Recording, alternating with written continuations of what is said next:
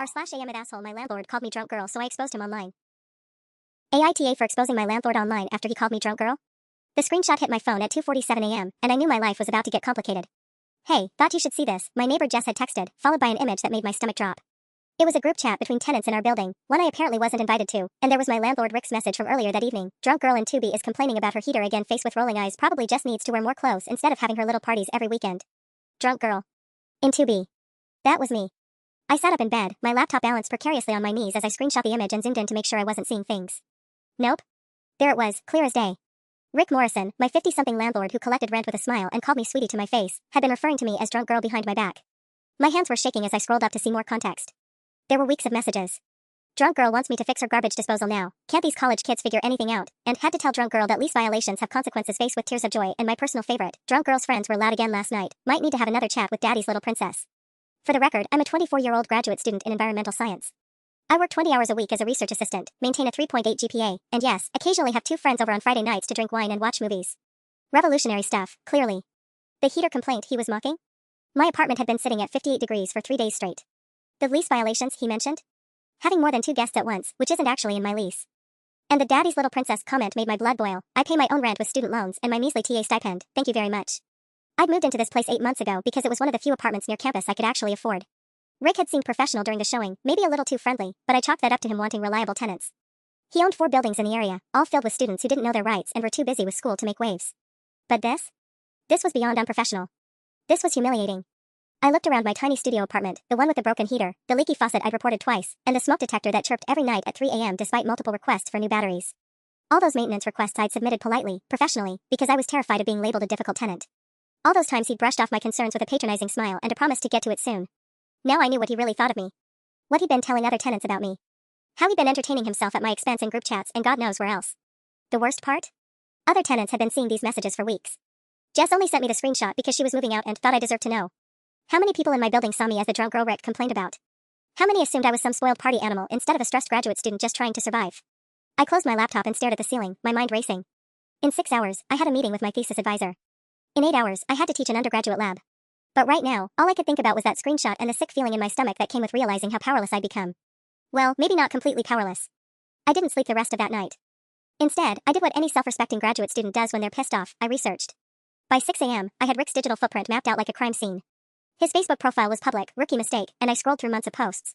There I was again, not by name, but clearly me. Some tenants think landlords are their personal maintenance crew. Man shrugging, posted the same day I'd asked about the broken bathroom fan.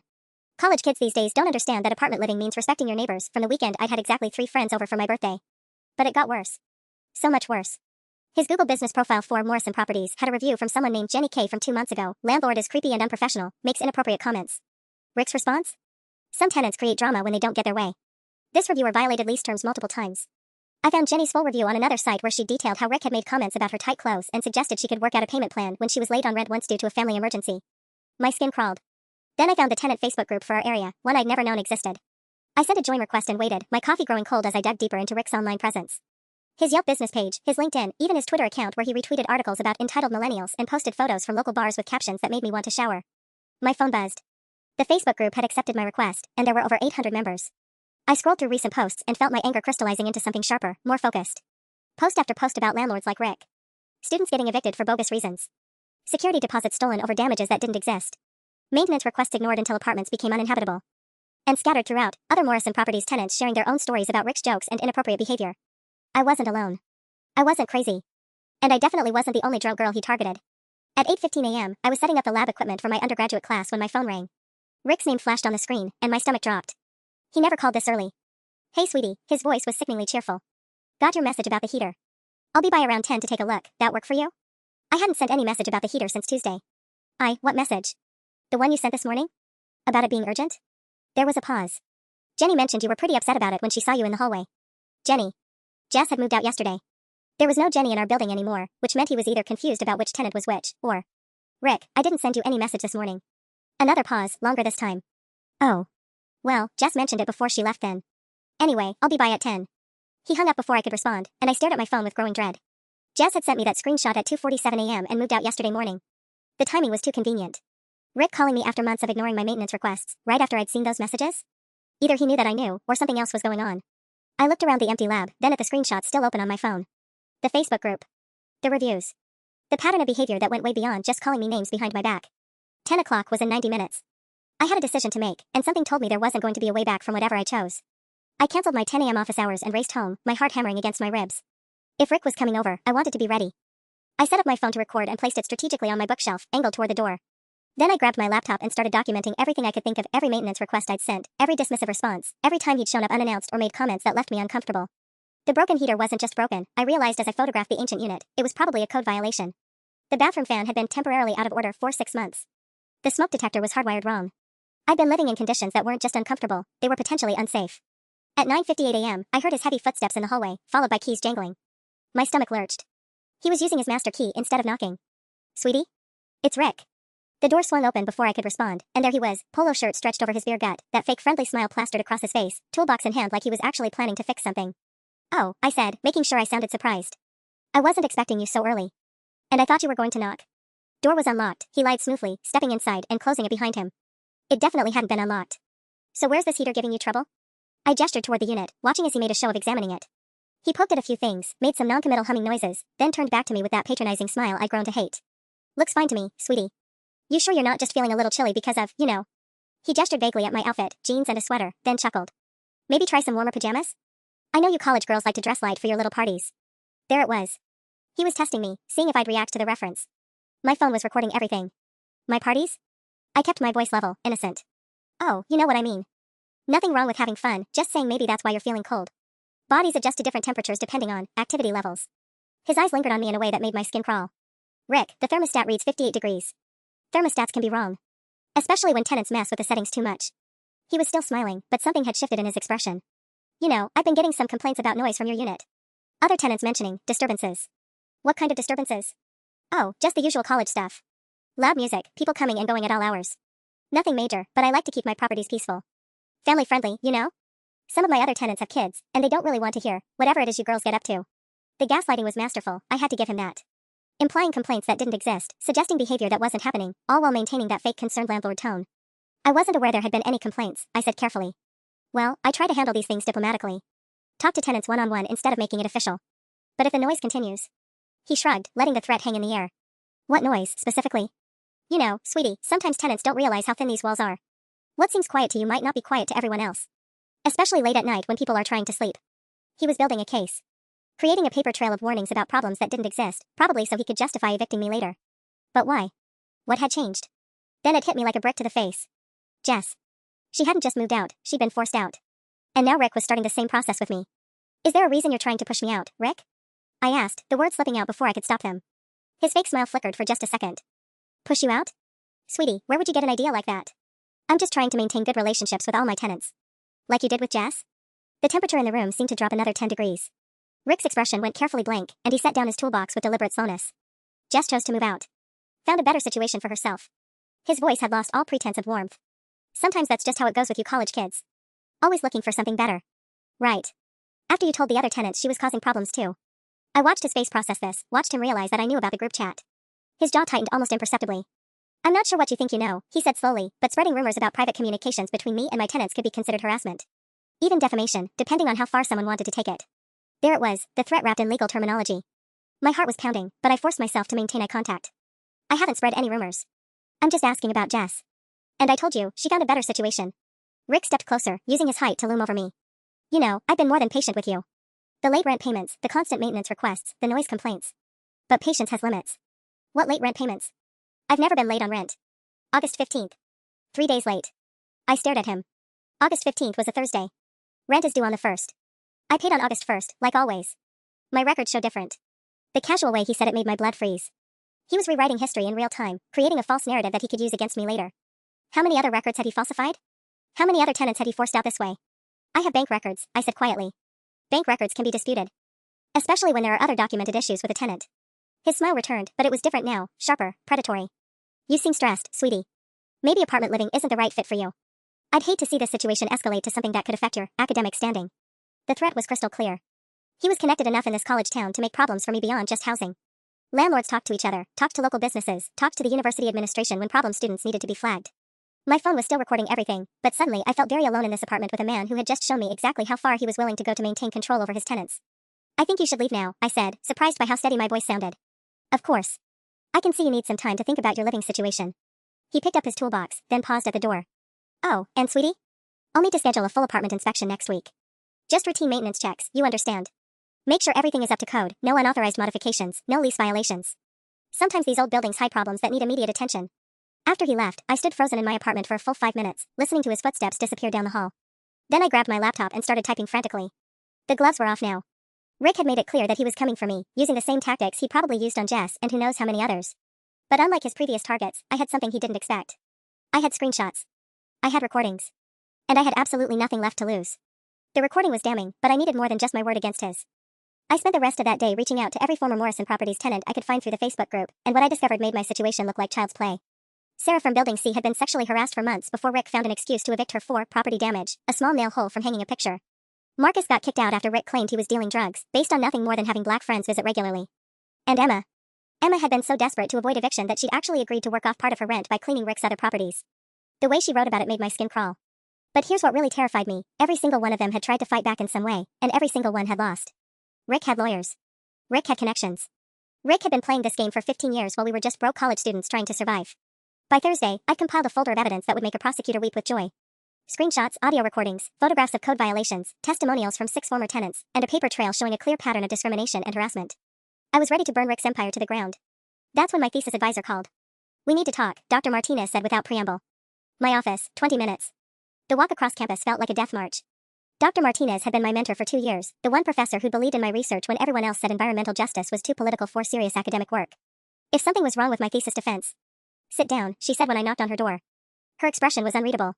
"I got an interesting phone call yesterday from someone claiming to be your landlord." My stomach dropped into my shoes. "He expressed concerns about your academic performance and suggested that housing stress might be affecting your ability to focus on your studies. He mentioned that you've been struggling with the responsibilities of independent living." "Dr. Martinez, that's not." She held up a hand. "He also suggested that you might need academic accommodations for what he termed behavioral issues that have been impacting your living situation. He was very concerned about you, Alexandra. Very concerned." The room was spinning. Rick had made the first move, and it was brilliant. By positioning himself as a worried landlord reaching out to help a struggling student, he'd gotten ahead of any complaints I might make. Now if I accused him of harassment, it would look like retaliation from an unstable tenant who couldn't handle adult responsibilities. "He wanted to know about your enrollment status," Dr. Martinez continued. "Whether your funding was secure. Whether you had family support if you needed to take a leave of absence." "A leave of absence?" "He seemed very worried about your well-being, Alexandra. He mentioned that you'd been making concerning accusations about your living situation and that he was worried about your mental health." There it was. Rick hadn't just threatened my housing, he'd attacked my entire academic future. In one phone call, he planted seeds of doubt about my stability, my credibility, and my ability to complete my degree. If I went public with my evidence now, it wouldn't look like a principled stand against landlord abuse. It would look like the desperate lashing out of a student having a breakdown. "What did you tell him?" I asked weakly. Dr. Martinez studied me carefully. I told him that student-landlord disputes weren't academic matters and that he should address his concerns through proper legal channels. "But Alexandra." She leaned forward. "Is there something going on that I should know about? Because if you're struggling with housing stability or mental health, there are resources." "I'm fine," I said quickly.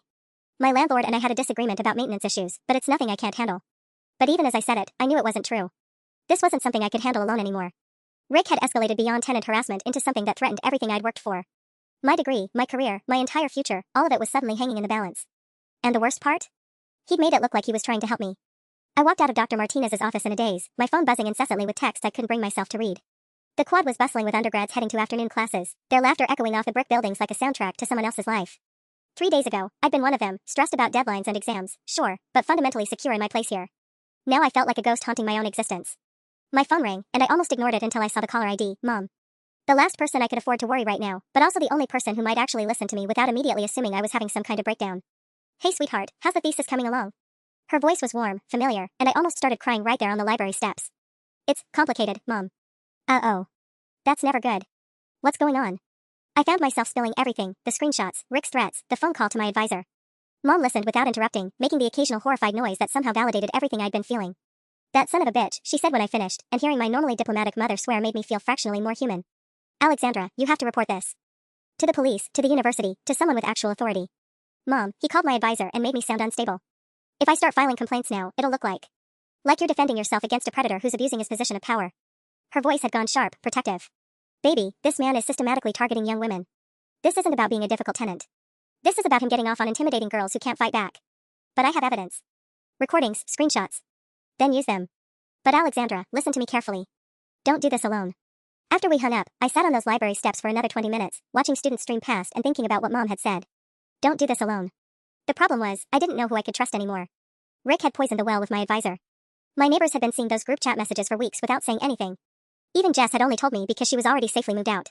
But there was one person who might understand exactly what I was dealing with. I pulled up the Facebook group and scrolled through until I found Emma's post from 2 months ago, the one about working off rent that had made my skin crawl. Her profile said she was still local, working at a coffee shop downtown. Before I could second-guess myself, I sent her a message.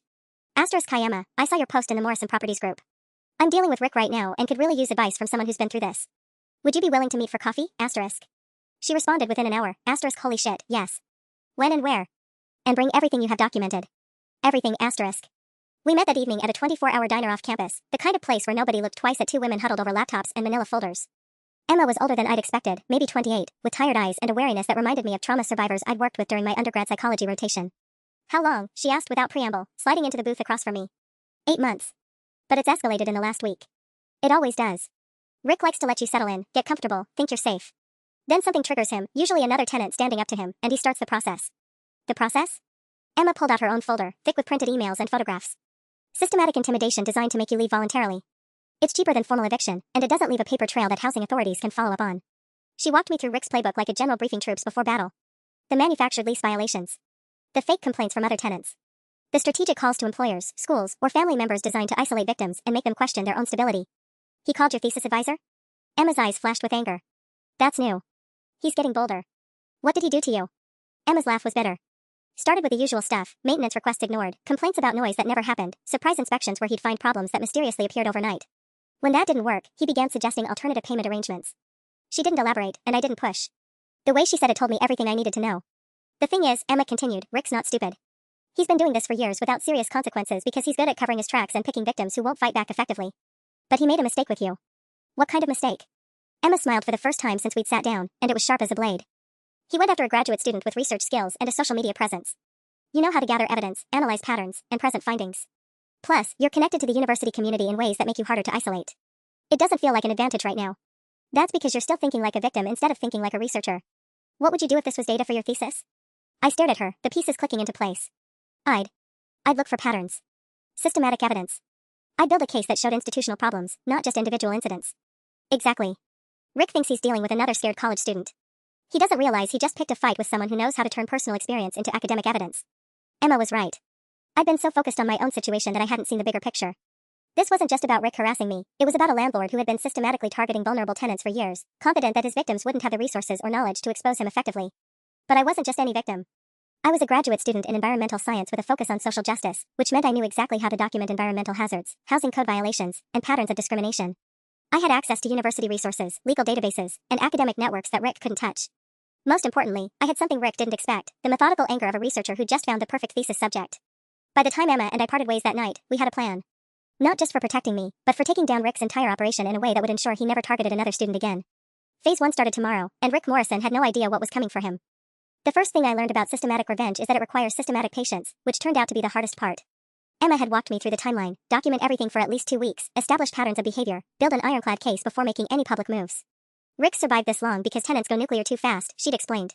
They post angry rants without evidence, file complaints that sound emotional rather than factual. By the time they realize they need documentation, he's already destroyed their credibility.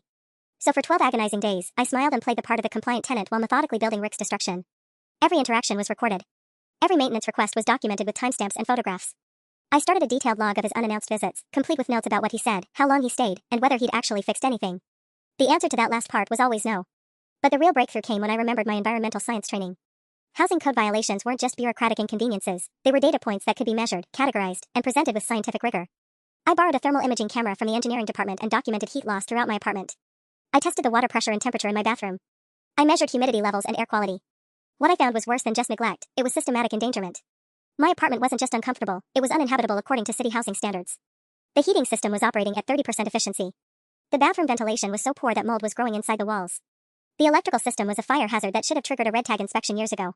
And Rick knew all of this, because I found his maintenance records. That discovery happened on day 8, when Rick announced another surprise inspection while I was at the library. I'd hidden a small camera in my bookshelf after the first time he'd let himself in without permission, and the footage was enlightening.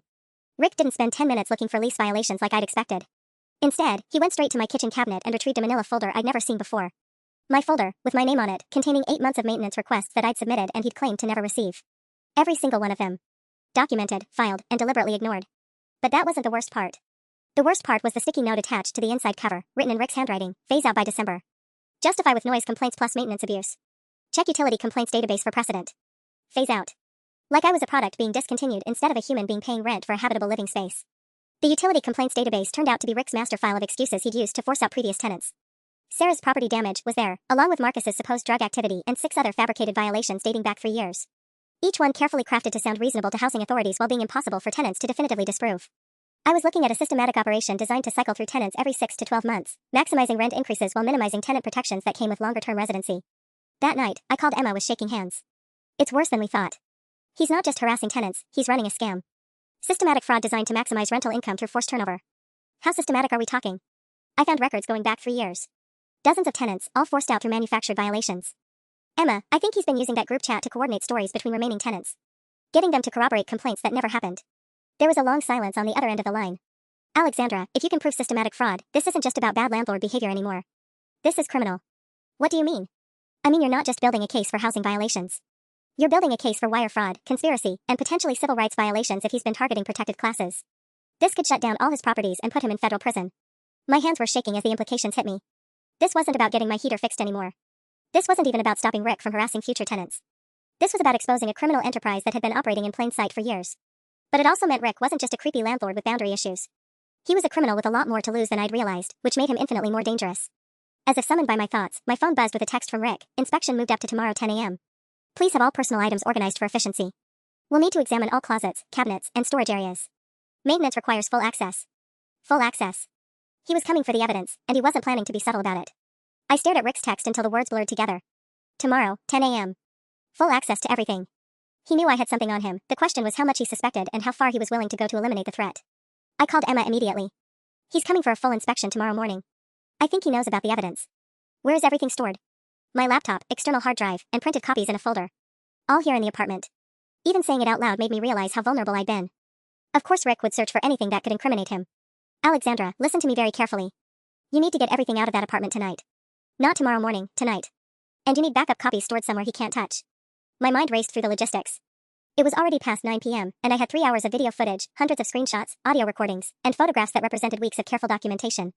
Losing it now would mean starting over from scratch, if Rick even gave me the chance. I can store copies with my friend Marcus downtown, I said, already pulling files up on my laptop. But Emma, what if this isn't just about evidence? What if he's planning to plant something during the inspection? Create grounds for immediate eviction? The silence on her end told me she'd had the same thought. Pack a bag too. Essentials only, stuff you can't replace. If Rick's escalating to evidence tampering, he might try to lock you out afterward. That's illegal. So is systematic tenant fraud, but that didn't stop him. Emma's voice was grim. He's been getting away with this for years because students don't know their rights and can't afford lawyers. You're the first person who's gotten close to exposing him, and cornered criminals don't always think rationally. I was already moving, copying files to multiple flash drives while my printer churned out hard copies of the most damaging evidence. The thermal imaging photos. Rick's maintenance folder with my name on it. The audio recording of his thinly veiled threats. Screenshots of the group chat messages where he called me drunk girl. My hands shook as I worked, partly from adrenaline and partly from the growing realization that I was in over my head. What had started as defending my dignity against a creepy landlord had evolved into something that felt genuinely dangerous.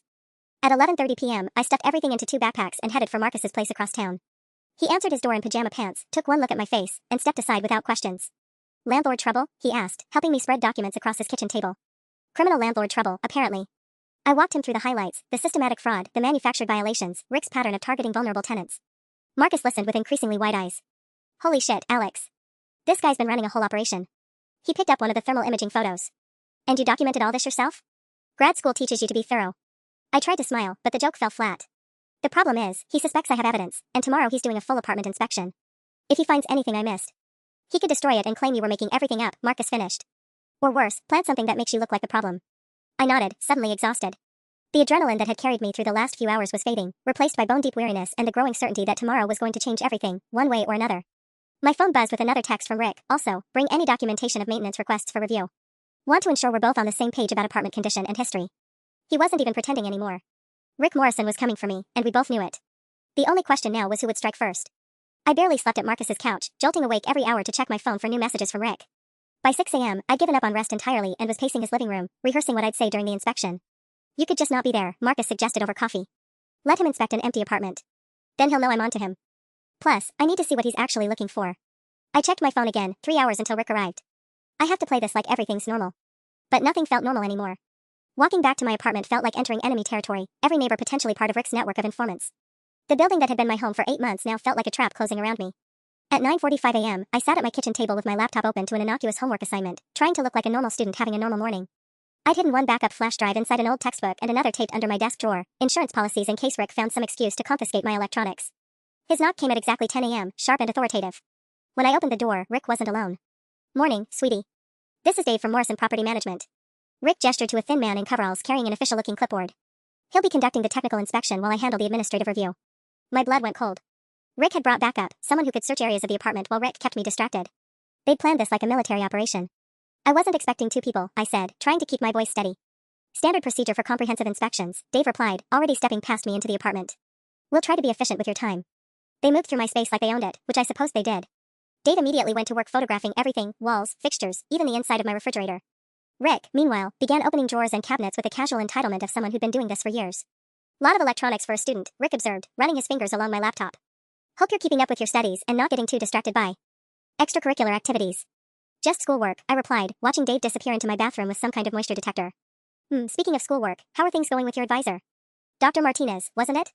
Rick's smile was predatory. "I hope our conversation didn't cause any unnecessary stress for your academic situation." He was fishing, trying to see how much damage his phone call had caused. "Everything's fine with school." Good, good. You know, I've been thinking about our last conversation. About noise complaints and apartment compatibility." Rick opened my desk drawer, the one where I'd hidden the backup drive. "Sometimes these situations work themselves out naturally when people find living arrangements that better suit their lifestyle needs." Dave emerged from the bathroom, shaking his head at Rick. "Some kind of signal." "What kind of lifestyle needs?" I asked, my heart hammering as Rick's fingers brushed the spot where I'd taped the flash drive. "Well, some tenants are just more suited to dorm living. More supervision, more structure. Less independence to manage." His fingers found the edge of the tape. "Of course, that would mean finding new housing mid-semester, which I imagine would be disruptive to your studies." He was offering me an out, leave voluntarily and avoid whatever he was planning to do with the evidence he was currently discovering. The flash drive came free in his palm, small and damning. "What's this?" Rick held up the drive, his fake friendly expression finally dropping completely. Dave had stopped pretending to inspect and was now standing between me and the door. "Backup files for my thesis," I lied, but we all knew it didn't matter anymore. Rick pocketed the drive and pulled out his phone. "Dave, I think we need to document some serious lease violations here. Unauthorized electronic equipment, potential academic misconduct." He looked directly at me. "Maybe even evidence tampering." That's when I realized this wasn't just about forcing me out anymore. Rick Morrison was about to destroy me completely, and he was going to enjoy every minute of it. Looking at Rick's triumphant expression as he pocketed my flash drive, something inside me snapped into crystal clarity. He thought he'd won, caught me red-handed with evidence I couldn't explain away. But Rick had made the same mistake that every overconfident criminal makes. He'd gotten sloppy at the moment of victory. "You know what, Rick? You're absolutely right," I said, pulling out my phone with deliberately shaky hands. "I should call my advisor and let her know I might need to withdraw from the program. This is all just too stressful for me to handle." Rick's eyes lit up with satisfaction. "I think that's very mature of you, sweetie. Sometimes these things just don't work out, and there's no shame in recognizing when you're in over your head." I started dialing, making sure Rick could see the screen. But instead of Dr. Martinez's number, I was calling the non-emergency line for the City Housing Authority, a number I'd memorized 3 days ago when I'd started planning for exactly this scenario. "Hi, this is Alexandra Chen in apartment 2B at 847, Maple Street," I said when someone answered. "I need to report an emergency housing inspection that's currently in progress. My landlord has brought an unidentified individual into my apartment and is confiscating my personal property without a warrant or legal basis." Rick's face went white. "What the hell are you doing?" "Yes, they're still here," I continued into the phone, backing toward my window. "The landlord just took a flash drive containing my academic work and is threatening me with false lease violation charges. I have documentation of systematic code violations and tenant harassment that I believe they're trying to suppress." Dave moved toward me, but I held up my hand while keeping the phone pressed to my ear. "The unidentified man is now approaching me in a threatening manner. I'm requesting immediate assistance."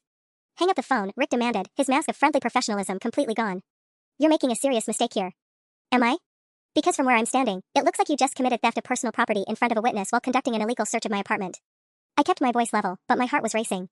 "The housing authority is sending someone over, by the way. Should be here in about 15 minutes. Rick's jaw worked silently for a moment. He was calculating, trying to figure out how to salvage a situation that had just spun completely out of his control. Dave looked between us nervously, clearly not signed up for whatever this was turning into. "You have no idea what you've just done to yourself," Rick said finally, his voice low and dangerous. "Making false accusations against a landlord is a serious offense. You could be facing criminal charges." "Then I guess we'll let the housing inspector sort it out when they get here." I moved to my laptop and opened a new browser window, making sure Rick could see the screen. "Oh, and Rick? While we're waiting, you should know that everything you've said and done in this apartment today has been automatically uploaded to cloud storage. Including the part where you illegally entered my personal belongings and confiscated my property.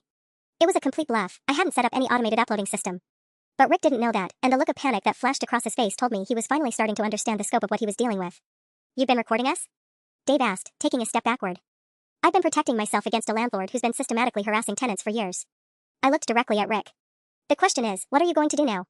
Because in about 10 minutes, a city official is going to walk through that door, and you're going to have to explain why you're here conducting an illegal search while in possession of stolen property. Rick stared at me for a long moment, and I could practically see the wheels turning. Then he did something that chilled me to the bone. He smiled. Rick's smile was the kind that serial killers probably practiced in mirrors, cold, calculated, and absolutely terrifying in its confidence. You know what, sweetie? You're absolutely right to call for an inspection. He pulled the flash drive back out of his pocket and set it carefully on my kitchen counter. In fact, I think it's exactly what we need to clear the air about some very serious concerns I have about this unit. My stomach dropped. Rick wasn't panicking anymore, he was pivoting, which meant he had a plan I hadn't anticipated. Dave, show her what you found in the bathroom, Rick said, his voice taking on an official, concerned tone that made my skin crawl. Dave opened his clipboard and pulled out several photographs. Significant water damage behind the toilet, black mold growth consistent with long-term moisture exposure, and evidence of attempts to conceal the damage with unauthorized modifications to the ventilation system. I stared at the photos in horror. They showed my bathroom, but not as I'd ever seen it. The images revealed extensive black mold behind areas that had been completely cleaned that morning, water stains that definitely hadn't existed an hour ago, and what looked like jury-rigged electrical work that I'd never touched. I don't understand, I said, but even as the words left my mouth, I was starting to realize exactly what had happened. It appears you've been attempting to hide serious habitability issues rather than reporting them through proper channels, Rick continued, his voice dripping with fake concern. Dave also found evidence that you've been tampering with building infrastructure, which is not only a lease violation but potentially a criminal offense. The bathroom Dave had disappeared into for 10 minutes. The moisture detector he'd been carrying. They hadn't been inspecting, they'd been staging. You planted all of this, I whispered. That's a very serious accusation to make about a routine inspection, Rick replied smoothly. Especially when you're already facing potential charges for recording people without consent and making false harassment claims. Dave was nodding along, playing his part perfectly. The concealment attempts show clear intent to defraud. Hidden damage like this can affect the structural integrity of the entire building. My phone rang, and I glanced at the caller ID, Housing Authority. They were probably calling to let me know someone was on the way, but Rick gestured for me to answer. Go ahead, sweetie. Tell them what we found. I answered with shaking hands. Hello? Ms. Chen? This is Inspector Rodriguez from Housing Authority. I understand you requested an emergency inspection, but I have some concerns about your complaint. We received a call from your landlord about 20 minutes ago reporting that you've been concealing significant habitability violations and maybe engaging in fraud. 20 minutes ago. Rick had called them before he'd even arrived at my apartment. He called you before the inspection? I managed. Mr. Morrison has been very cooperative with our office over the years. He expressed concern that you might try to blame building management for problems you've been hiding, and frankly, that kind of retaliation is more common than you might think. I looked at Rick, who was watching me with satisfied eyes. He played this game before, probably dozens of times. Get ahead of any complaints by positioning himself as the responsible landlord dealing with a problem tenant. By the time I'd called for help, Rick had already poisoned the well. The inspector is still coming though, right? I asked desperately. Of course. We take all habitability concerns seriously. But Ms. Chen, I have to warn you that filing false reports is a misdemeanor offense, and if Mr. Morrison's documentation proves that you've been concealing damage or tampering with building systems. She didn't need to finish the sentence. Rick had turned my own complaint into a weapon against me, and now the city official coming to help was already convinced I was the criminal. I understand, I said quietly, and hung up. Rick's smile widened. Don't look so worried, sweetie. I'm sure this is all just a misunderstanding that we can clear up. Though I have to say, between this situation and your academic stress, it might be best for everyone if you found a more suitable living arrangement. Somewhere with less responsibility. Dave was already packing up his equipment, the staged evidence safely documented and photographed. In 30 minutes, they'd managed to completely reverse the power dynamic and turn months of my careful documentation into proof of my own supposed criminal behavior. But as I watched Rick pocket my flash drive again, this time with legal justification, I realized he'd made one crucial mistake. He thought the drive he'd found contained all my evidence. Rick's victory lap was interrupted by a knock at the door, Inspector Rodriguez, arriving faster than any of us had expected. Through my peephole, I could see a no-nonsense woman in her 50s with a clipboard and the kind of expression that suggested she'd seen every landlord scam in the book. Mr. Morrison, Ms. Chen, she said briskly as I opened the door. Let's get this sorted out quickly. I have 4 other inspections today. What happened next was like watching a masterclass in manipulation. Rick transformed back into the concerned, professional landlord, guiding Inspector Rodriguez through the discoveries with just the right mix of disappointment and worry. I've been trying to work with Alexandra, he said, showing her Dave's photographs. Young people sometimes don't understand the importance of reporting maintenance issues immediately. By the time I realized how extensive the damage had become, Inspector Rodriguez examined the bathroom with practiced efficiency, taking her own photographs and making notes. I stood in my kitchen, watching my life implode in real time, trying to figure out how to explain that everything she was documenting had been planted an hour ago. Ms. Chen, these modifications to the ventilation system, when did you make these changes? She asked, pointing to electrical work that definitely hadn't existed that morning. I didn't make any modifications, I said, but even to my own ears, it sounded defensive. That wasn't there when I left for class yesterday. Inspector Rodriguez and Rick exchanged a look, the kind that said they'd both dealt with lying tenants before. The moisture damage suggests this has been ongoing for several months, she continued. There's no way this level of mold growth happened overnight. She was right, which was what made Rick's setup so brilliant. Whatever he'd done to create the damage looked completely authentic, backed by science that supported his timeline. Against that kind of evidence, my word meant nothing. Now, Ms. Chen, you mentioned on the phone that you have documentation of harassment and code violations? Inspector Rodriguez's tone suggested she was going through the motions rather than taking my claim seriously. This was my moment, the chance to present months of carefully gathered evidence that would expose Rick's entire operation. I reached for my laptop, then froze. My laptop was open to the homework assignment I'd been pretending to work on. But the browser window behind it was displaying something that made my blood turn to ice, my cloud storage account, logged in, showing folders labeled Rick evidence and tenant harassment documentation. Rick's eyes followed my gaze, and a smile returned with renewed intensity. While I'd been distracted by his staging in the bathroom, he'd been accessing my computer. He knew exactly what evidence I had, where I'd stored it, and probably how many copies existed. I need to organize my files, I stammered, moving toward the laptop. No need to rush, Rick said smoothly, stepping between me and the computer. I'm sure Inspector Rodriguez understands that students sometimes get overwhelmed and make claims they can't actually substantiate. Inspector Rodriguez was checking her watch. Ms. Chen, if you have documentation, I need to see it now. Otherwise, I'll have to conclude this inspection based on the physical evidence. Physical evidence that had been manufactured. Documentation that Rick had already seen and could counter. A city official who was clearly ready to side with a landlord who'd been cooperative with their office over the years. I was trapped in a perfect storm of bureaucratic manipulation, and Rick Morrison was enjoying every second of it. But as Inspector Rodriguez started writing her final report, I noticed something she'd missed, something that might be the thread I needed to unravel Rick's entire setup. Dave's equipment bag was still sitting by my door, and it was unzipped just enough to reveal something that didn't belong in a property management inspection kit, a container of black mold starter culture, the kind used in laboratory settings. Rick hadn't just planted evidence. He brought biological weapons to my apartment. I stared at that mold culture container, my heart pounding as the implications crashed over me. This wasn't just landlord harassment or even systematic fraud anymore. Rick had brought actual biological contaminants into my home. The kind of stuff that required lab protocols and safety equipment to handle properly. Inspector Rodriguez, I said, trying to keep my voice steady, could you look at something for me? She glanced up from her report with obvious irritation. Ms. Chen, I really need to finish. The equipment bag by the door. There's something in there that doesn't make sense. Rick's expression shifted from smug satisfaction to sharp alertness. Alexandra, I think you're getting a bit paranoid now. Dave's just doing his job. But Inspector Rodriguez was already moving toward the bag, her professional curiosity apparently stronger than her desire to wrap this up quickly. She crouched down and peered inside, then went very still. Mr. Morrison, she said slowly, can you explain why your contractor is carrying biological culture materials? I'm not sure what you mean, Rick replied, but his voice had gone tight.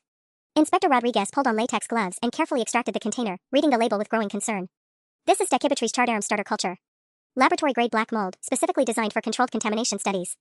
She looked up at Dave, who had gone pale. This requires special licensing to transport and handle. Dave opened his mouth, then closed it, clearly realizing that anything he said would only make things worse. There must be some mistake, Rick said, stepping forward. Dave, what is that doing in your equipment? You told me to bring everything we might need for. I think that's enough, Inspector Rodriguez cut him off, standing up with the container still in her gloved hands. Mr. Morrison, I need you and your contractor to step outside immediately while I call for a hazmat assessment. A hazmat assessment? That seems excessive. Sir, if biological contaminants have been deliberately introduced to this property, we're looking at potential criminal charges, not just housing violations. Her radio was already in her hand. This unit needs to be sealed and decontaminated before anyone else is exposed. Rick's careful facade was crumbling in real time. Inspector Rodriguez, I think you're misunderstanding the situation. That equipment isn't ours, Alexandra must have. Mr. Morrison, stop talking. She keyed her radio. This is Rodriguez, I need immediate backup at 847 Maple Street, apartment 2B. Possible deliberate biological contamination in progress. Also requesting police response for evidence tampering. The word police seemed to hit Rick like a physical blow. His eyes darted between the inspector, the mold container, and Dave, who looked like he was about to bolt. Now wait just a minute, Rick started, but Inspector Rodriguez held up her hand. Everyone out of the apartment now. This is potentially a crime scene, and I need to preserve the evidence. As we filed into the hallway, I caught sight of several neighbors peering out of their doors, drawn by the commotion. Mrs. Patterson from 2A was recording everything on her phone. Mr. Kim from downstairs was taking pictures. The same people who'd been seeing Rick's drunk girl messages for weeks were now witnessing his spectacular downfall in real time. This is all a misunderstanding, Rick said loudly, clearly performing for the audience. Some kind of mix-up with equipment that doesn't even belong to us. But his protest sounded hollow now, especially with Dave standing 3 feet away looking like he was seriously considering making a run for it. My phone buzzed with a text from Emma, saw your Instagram story about the inspection. Everything okay, Instagram story? I hadn't posted anything. But when I checked my account, there it was, a video I definitely hadn't uploaded, showing Rick and Dave staging evidence in my bathroom, complete with a mold culture container clearly visible. Someone else had been recording. And they just broadcast Rick's entire operation to the internet. I stared at my phone screen in disbelief, watching a video I definitely hadn't taken being shared across Instagram with my account credentials. The footage showed Rick and Dave in crystal clear detail, planting mold behind my toilet while I was distracted in the kitchen. But the angle was all wrong. This had been filmed from inside my bathroom, from a position where no one could have been standing. Then I remembered, the camera I'd hidden in my bookshelf had a companion device.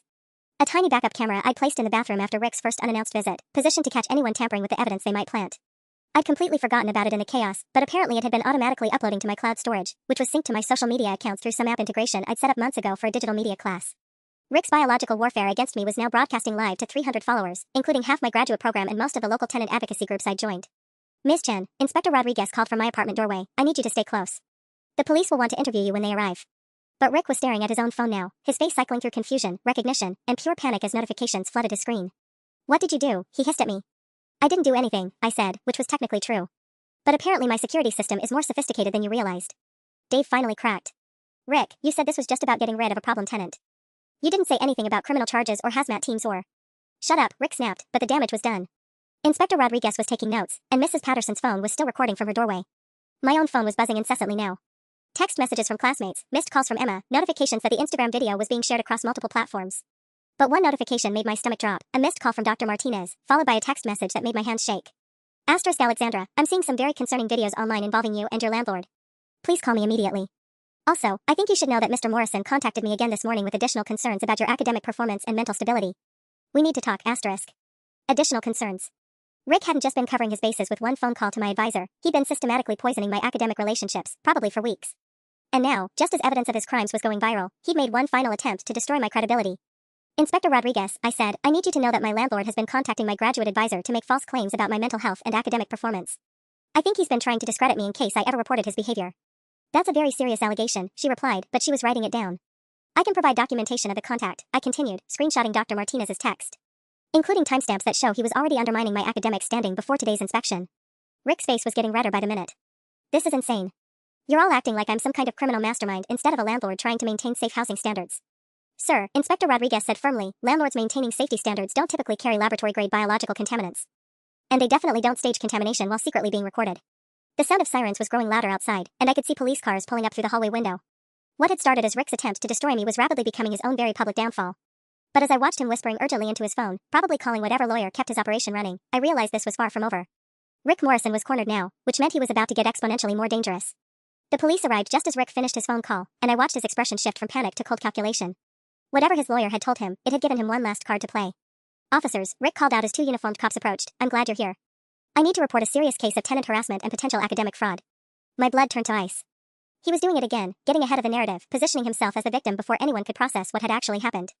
This young woman has been systematically documenting and recording private conversations without consent, Rick continued, his voice taking on that concerned, professional tone that had fooled so many people.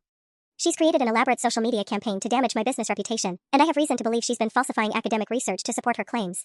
Inspector Rodriguez stepped forward with a mold culture container. Officer, before we go any further, you need to understand that we've discovered evidence of deliberate biological contamination. This man and his associate brought laboratory-grade mold into a residential unit. The lead officer examined the container, then looked at his phone where Rick's biological warfare was still playing on loop thanks to my accidentally viral video. Sir, I'm seeing footage that appears to show you planting this material. Can you explain that? Rick's smile never wavered. That video has clearly been edited and manipulated. This student has sophisticated technical skills and a documented history of making false accusations. I'm concerned we're looking at a case of cyber harassment designed to damage a local business owner. For a terrifying moment, I thought it might work. Rick was older, white, professionally dressed, and speaking with a kind of authority that people instinctively trusted.